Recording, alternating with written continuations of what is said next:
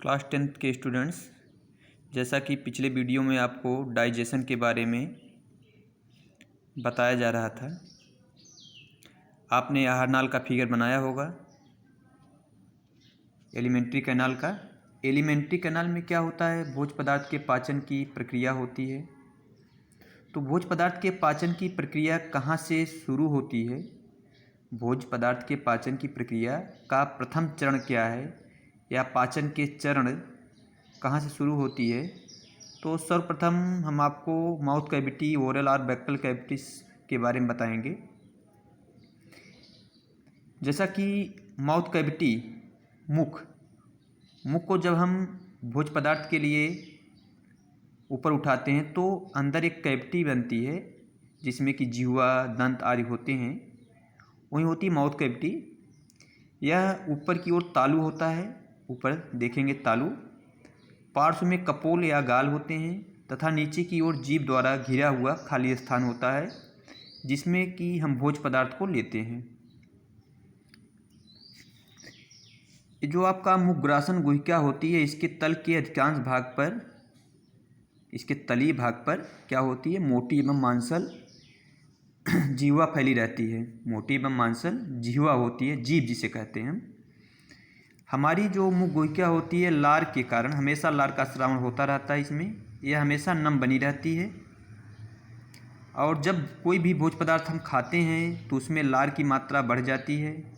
ये लार करता क्या है? भोजन को चिकनाहट देती है तथा भोज्य पदार्थ के रासायनिक विघटन को प्रारंभ करती है। तो हम आपको लार ग्रंथि के बारे में बताएंगे। लार ग्रंथियाँ जिससे कि लार का स्रावन होता है।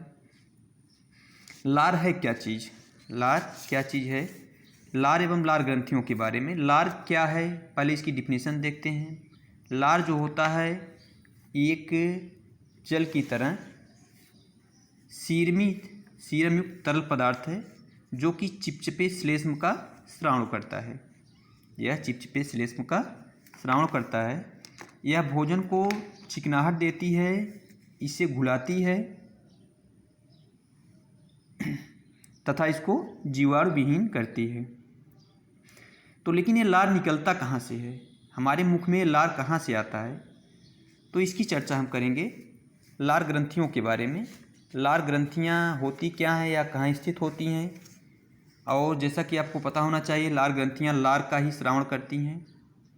तो लार ग्रंथियों में सर्वप्रथम पहले एक है आपके लघु या सहायक ग्रंथियाँ। 600 लघु या सहायक ग्रंथियाँ जो होती है चिपचिपे श्लेष्म का स्रावण मुख गुहिका में करते हैं। ये छोटी छोटी ग्रंथियाँ होती हैं, सहायक ग्रंथियाँ होती हैं। लेकिन जो प्रधान लार ग्रंथियाँ होती हैं वो 3 जोड़ी होती हैं।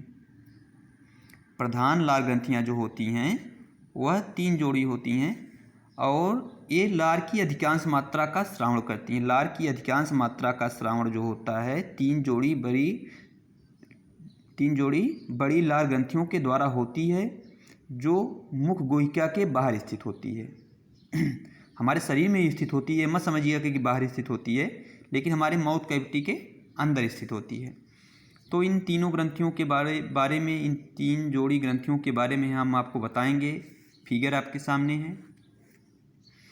तो कहाँ कहाँ स्थित है? Sublingual glands, submandibular glands and parotid glands कहाँ स्थित है? तो सबलिंगुअल ग्रंथियाँ कहाँ स्थित हैं? देखिए इस फिगर में आप सबलिंगुअल ग्लैंड्स एंड डक्ट्स, ये देखिए आपका सबलिंगुअल ग्लैंड्स है। ये आपका है सबलिंगुअल ग्लैंड्स है। ये सबलिंगुअल ग्लैंड्स जो होती है यह मुख गुहा के अगले भाग में तल की श्लेष्मिका के नीचे स्थित सबसे छोटी एवं सक्रिय ग्रंथि होती है। ये जो ग्रंथि होती है सबसे छोटी एवं सक्रिय ग्रंथि होती है जो श्लेष्म का स्राव करती है और इस ग्रंथि से कई महीन वाहिनियाँ निकलकर जिह्वा संधायक के पास खुलती है।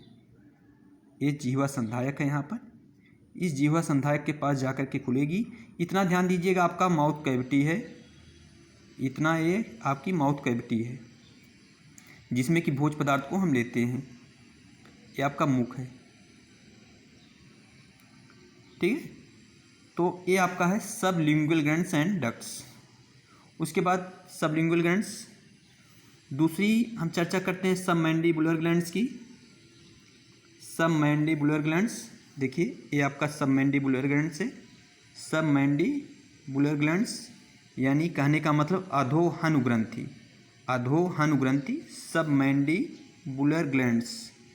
तो ये ग्रंथि जो होती है कहाँ स्थित होती है?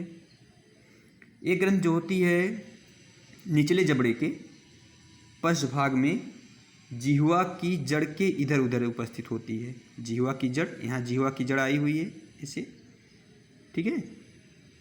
ये मध्यम माप की लार ग्रंथि होती है, एक जोड़ी ये भी होती है जो चिपचिपे श्लेष्म का श्रवण करती है, और यह दांत के पीछे जिह्वा संधायक के पास, दांत के पीछे ये ग्रंथि जो होती है दंत के पीछे जिह्वा संधायक के इधर उधर जा कर के खुलती है, ठीक है। और एक चीज़ ध्यान देना है, इस ग्रंथि का क्या नाम है? ये जो ग्रंथि गई हुई है यह ग्रंथि है सबमैंडिबुलर वाटसन डक्ट्स, ठीक है।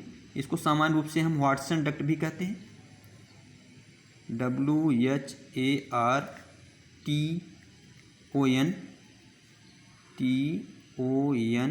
वाटसन डक्ट्स, ठीक है। यानी कहने का मतलब submandibular gland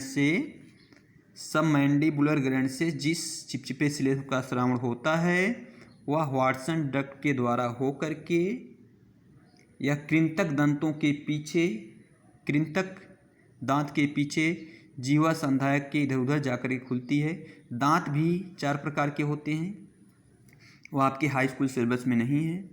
high school syllabus के स्टैंडर्ड पर दांतों के इंटरमीडिएट सिलेबस पर है वो। तो ये आपका है सबमैंडिबुलर ग्लैंड्स।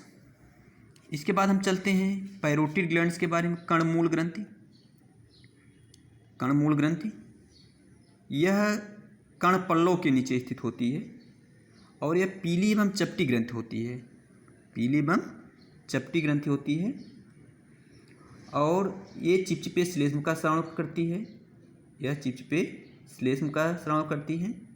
और यह किस नलिका के द्वारा? स्टेंसन डक्ट के द्वारा, पैरोटिड स्टेंसन डक्ट के द्वारा हो करके जा करके मुख गुहा में खुलती है। यानी स्टेंसन डक्ट के द्वारा एक जा करके मुख गुहा में खुलती है, यानी लार का श्रावण करती है। लार इससे निकलता है आकर के मुख गुहा में जा करके खुलता है। हमें गलसुआ नामक रोग होता है, कान के नीचे कभी कभी फूल जाता है, तो यह पैरोटिड ग्लैंड्स कर्णमूल ग्रंथि के फूलने के कारण होता है। तो ये रही आपकी लार एवं लार ग्रंथियों के द्वारा स्रावित जो पदार्थ होते हैं वह जा कर के मुख में खुलते हैं, और मुख माउथ कैविटी में हमारे भोज पदार्थ के जो पाचन का प्रथम चरण होता है, भोज पदार्थ को महीन महीन टुकड़ों में तोड़ा जाता है और वह जीवाणु विहीन होता है, यह चिपचिपा होता है।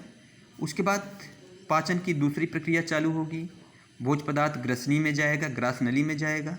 उसकी भी चर्चा हम अगले वीडियो में करते हैं।